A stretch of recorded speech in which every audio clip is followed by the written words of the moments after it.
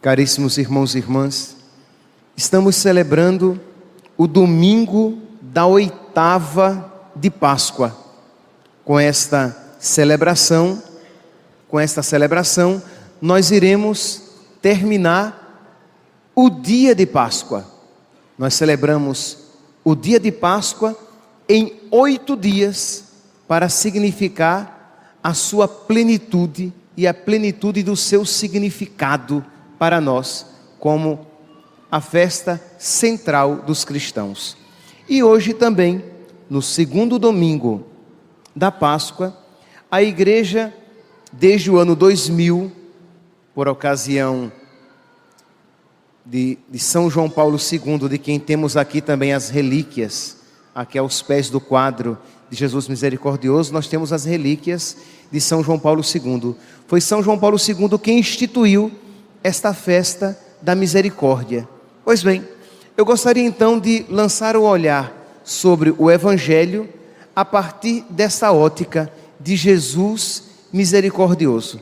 Isto é, se sempre podemos ver a misericórdia de nosso Senhor, hoje mais do que nunca queremos contemplá-la e louvá-la a partir desse Evangelho. O Evangelho diz: ao anoitecer do primeiro dia da semana, ao anoitecer daquele dia. Que dia? O dia da ressurreição. É um evangelho que apresenta, que relata os acontecimentos do dia da ressurreição. Ao anoitecer daquele dia, o primeiro da semana, estando fechadas por medo dos judeus as portas do lugar onde os discípulos se encontravam, Jesus entrou e, pondo-se no meio deles, disse: Shalom. A paz esteja convosco. Meus irmãos, não é à toa essa expressão de nosso Senhor, que deseja a paz aos apóstolos que estavam ali reunidos. Nós temos que ouvi-la a partir do contexto, isto é, os apóstolos tinham negado Jesus, eles tinham virado as costas para nosso Senhor. E ora, imagine você como seria o seu encontro com uma pessoa a quem você traiu ou que você decepcionou. Como seria esse primeiro encontro? Seria da parte de quem havia traído, um encontro cheio de temor, de receio, e da parte de quem traiu, da parte de quem traiu, cheio de temor, receio, da parte de quem foi traído, talvez um certo rancor, tristeza. Então havia a possibilidade deste clima espiritual, e Jesus misericordiosamente se põe no meio deles e diz: paz. Isto é, eu não vim para cobrar, eu não vim para passar na cara, para relembrar o que vocês fizeram.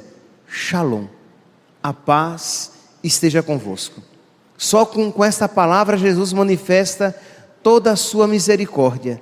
E é assim, meus santos, que nosso Senhor se encontra com cada um de nós. Se nosso Senhor nos tratasse segundo os nossos merecimentos, nós estaríamos perdidos. Nós não teríamos sequer coragem de elevar os olhos ao céu e rezar um Pai Nosso. Por quê? Porque tantos pecados cometemos. Quantas infidelidades, com quantas infidelidades ferimos o coração de nosso Senhor. E se a Ele podemos sempre recorrer, é porque nós sabemos que nosso Senhor é misericordioso e Ele sempre está disposto a se reconciliar conosco.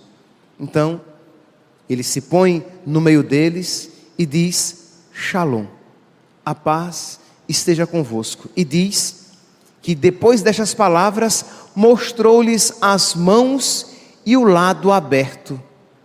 Por que Jesus mostra as suas chagas? Jesus mostra as suas chagas para testemunhar que é Ele mesmo, que não é um fantasma, que não é uma outra pessoa, é Ele mesmo. Ali estão as chagas, mas é também, meus irmãos, para mostrar o preço da nossa paz.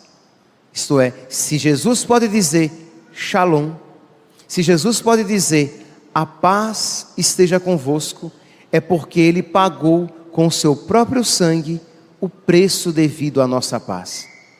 Nós, no Sábado Santo, quando nós marcamos o círio, nós dizemos, né? Por suas chagas gloriosas, o Cristo Jesus, o Cristo Senhor nos proteja e nos guarde. Amém. Isto é, nós somos salvos por suas chagas gloriosas. Por isso que Ele mostra as suas chagas no primeiro encontro, para mostrar que Ele nos ama e nos ama de verdade. Deus nos amou ao ponto de entregar a sua vida. Ele nos amou e nos amou até o fim, morrendo numa cruz para a nossa salvação. Na Sexta-feira Santa, se isso nós rezamos no Sábado Santo, na Sexta-feira Santa, na primeira leitura, retirada do capítulo 53 de Isaías, nós ouvíamos a respeito do servo sofredor e profeticamente a respeito de Jesus. Por suas chagas nós fomos curados. Ele, meus santos, por meio das suas chagas, por meio do seu sofrimento, por meio da sua paixão, morte e ressurreição, Ele nos comprou a paz, Ele nos deu a paz, Ele se tornou a nossa paz. São Paulo diz isso em Efésios capítulo 2, versículo 4, quando diz: Jesus é a nossa paz, Ele é a nossa paz. E qual é, meus santos, a consequência primeira e imediata? A alegria. Diz aqui que depois Jesus disse: a paz esteja convosco, mostrou-lhes as mãos e o lado, então os discípulos se alegraram. Sem sombra de dúvidas, meus santos, a primeira reação, a primeira consequência da paz é a alegria. Uma pessoa inquieta, ela não está feliz. Uma pessoa ansiosa, uma pessoa que está numa ansiedade, numa agitação interior, ela pode estar pulando o quanto for, mas aquilo apenas é uma agitação física, não é uma paz de espírito, não é uma serenidade, não é uma tranquilidade no coração. Jesus, então, diante dos discípulos que estavam temerosos por medo dos judeus e com certeza tristes por tudo aquilo que eles viveram, por eles não terem amado nosso Senhor até as últimas consequências, como Pedro havia prometido que seguiria nosso Senhor por onde quer que Ele fosse. Diante daquele contexto de temor, de tristeza, Jesus concede a paz e a alegria brota novamente do seu coração. Pois bem, diz então que Jesus sopra sobre eles o Espírito Santo, e aí vem, meus santos, um outro passo de misericórdia da parte de nosso Senhor. Ele envia, Ele derrama o Espírito Santo e institui o sacramento da confissão. Versículo 22, soprou sobre eles o Espírito Santo e disse: a quem perdoardes os pecados, eles lhes serão perdoados, a quem os não perdoardes, eles lhes serão retidos. Meus santos, imaginem aqui, vamos voltar novamente. Eu falava aqui que Jesus entra no cenáculo e o contexto era o quê? De traição. Os apóstolos, eles negaram nosso Senhor, eles fugiram, eles abandonaram nosso Senhor. E o que é que Jesus faz quando com eles se encontra? Institui o sacramento do perdão. Isto é, já sabendo, conhecendo as suas fraquezas e conhecendo as nossas fraquezas, nosso Senhor concede à sua igreja o sacramento da misericórdia. Juntamente, meus santos, com o sacramento da Eucaristia e o sacramento do batismo, o sacramento da penitência, o sacramento do perdão, é um sacramento pascal. Meus santos, de verdade, aqui não é frase de efeito, mas eu não compreendo como é que um cristão, como é que um católico pode abandonar a sua igreja para entrar em uma outra comunidade cristã, abandonando todas essas riquezas que Jesus nos deixou na sua igreja. Isto é, quando Jesus deixou os sacramentos, Ele deixou pensando em nós. E quando eu digo, meus santos, pensando em nós, lembre-se que em Deus nós somos cada um individualmente. Então Ele pensou em mim, em você, em você.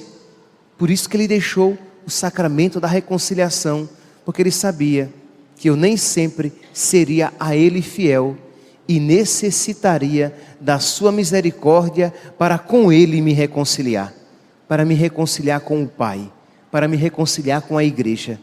Então Ele misericordiosamente nos deixa o sacramento da confissão. Hoje, meus santos, neste domingo da misericórdia, contemplando este evangelho, nós somos chamados a, com toda verdade do nosso coração, nesta Santa Missa, agradecer a nosso Senhor. Agradecer a nosso Senhor pela sua tão grande misericórdia de ter cumulado a sua igreja com tantas graças imerecidas da nossa parte.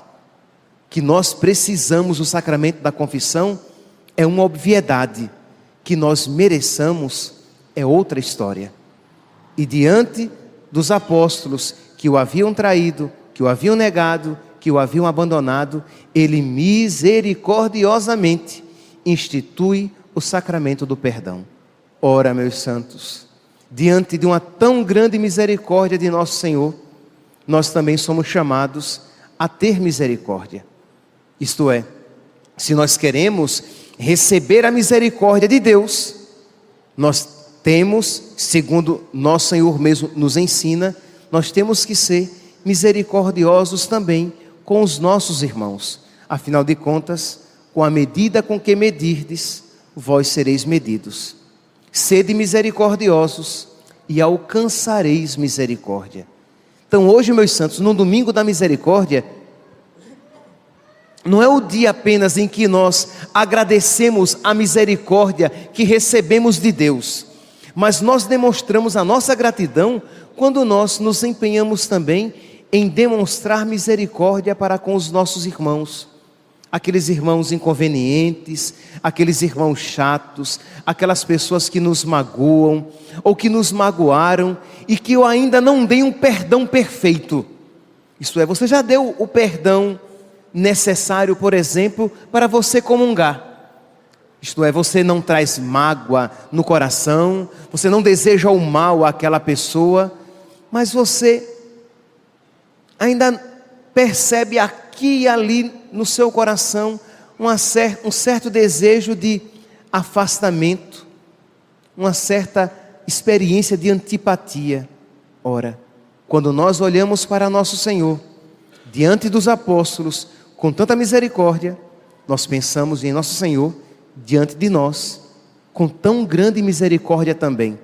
Ora, se assim Ele nos trata, assim nós somos chamados a tratar os nossos irmãos também.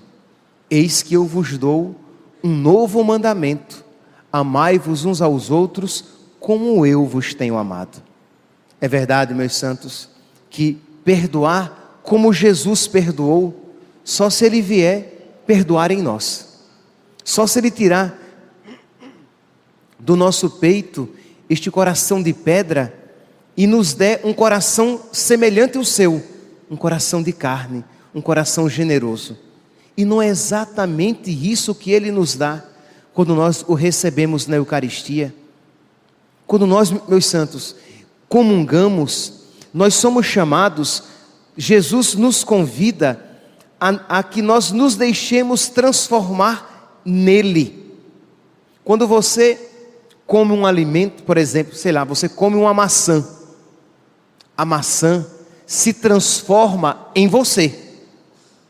Ela se transforma em açúcar, em energia e se transforma em você.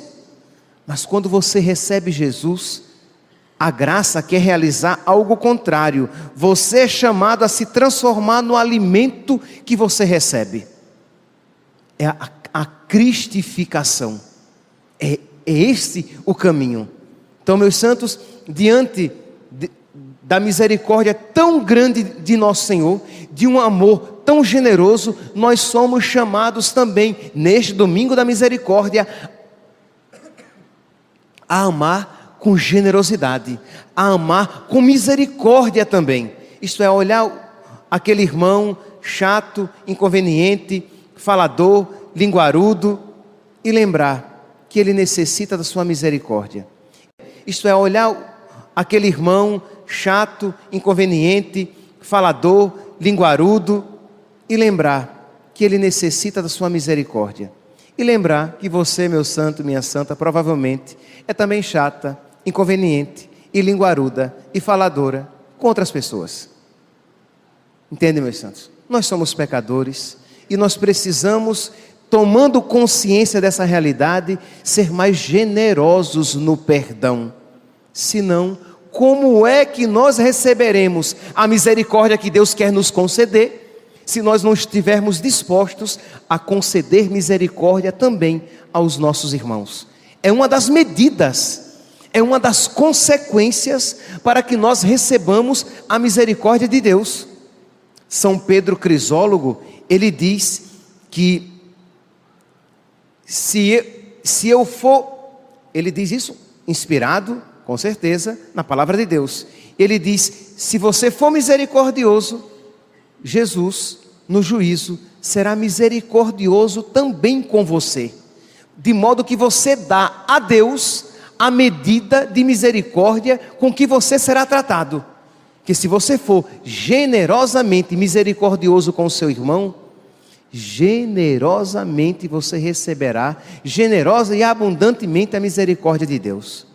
Então, meus santos, já aqui, esses dois pontos, nós contemplamos a misericórdia de Deus, Deus que quer se derramar em misericórdia em nós, Deus que sempre nos vencerá na generosidade, mas existe um entrave de receber esta misericórdia, ou melhor, dois entraves.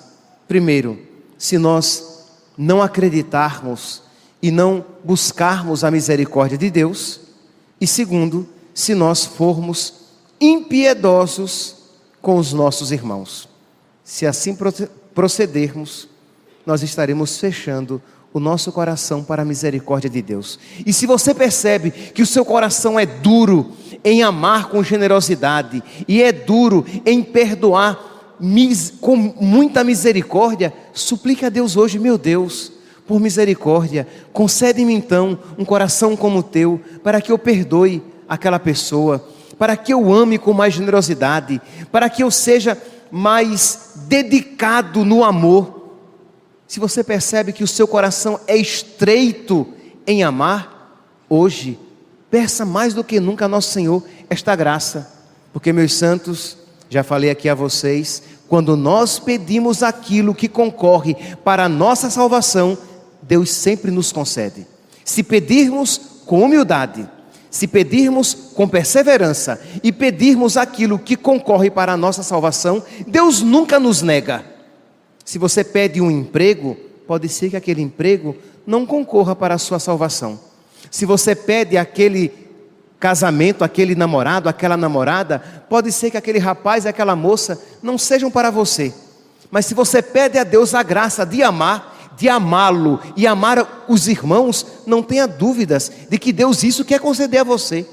Então peça com humildade, com perseverança, hoje, amanhã, depois, com a certeza de que Deus quer nos conceder mais do que nós queremos suplicar. Pois bem, mas sigamos em frente. Então Jesus institui o sacramento da confissão e diz aqui a palavra que Tomé, chamado Dídimo, que era um dos 12, não estava com eles quando Jesus veio. Não estava ali presente.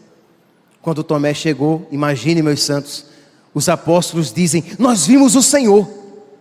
E aí Tomé diz: eu não acredito.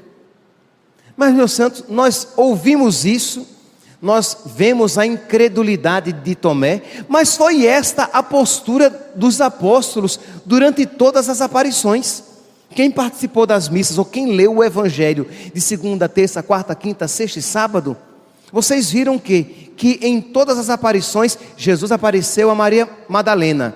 Ela foi correndo, volta e diz: eu vi o Senhor. Os apóstolos não acreditaram, acharam que era um desvario, era uma loucura dessas mulheres e eles não acreditaram. Vai Pedro correndo, olha lá o sepulcro, vê os lençóis e diz a palavra, volta para casa pensativo. Que coisa estranha, mas ele não deu o assentimento dele. Os discípulos de Emaús, sim, disse o evangelho ontem, o evangelho de São Marcos, os discípulos de Emaús retornam e dizem, vimos o Senhor, e os apóstolos não acreditam. E Jesus, quando aparece a eles, repreende neles a falta de fé. Isto é, eles resistem em acreditar.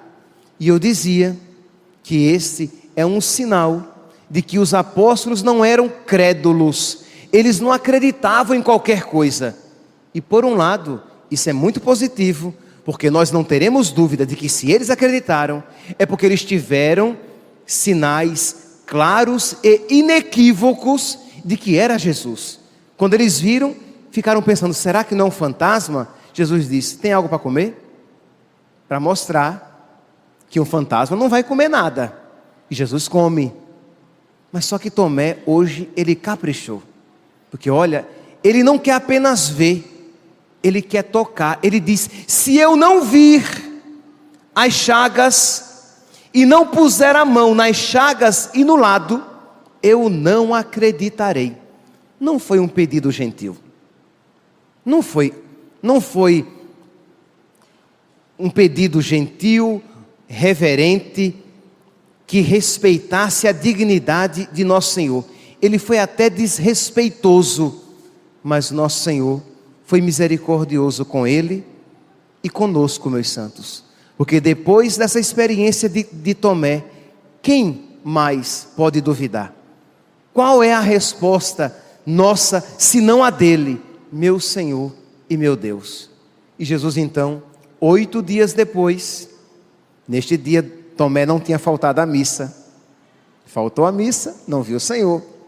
No outro domingo, 8 dias depois, Jesus aparece e diz, versículo 27, a paz esteja convosco. Depois disse a Tomé, põe o teu dedo aqui e olha as minhas mãos, estende a tua mão e coloca aqui no meu lado. Não sejas incrédulo, mas fiel. Isso é, nosso Senhor dá aqui a prova inequívoca para ele. Nosso Senhor vai ao encontro da fraqueza de fé de Tomé e diz, como você é fraco na fé, pois bem, eu te socorro na tua fraqueza. Meus irmãos, da mesma maneira que nosso Senhor socorre Tomé, Ele também misericordiosamente quer nos socorrer.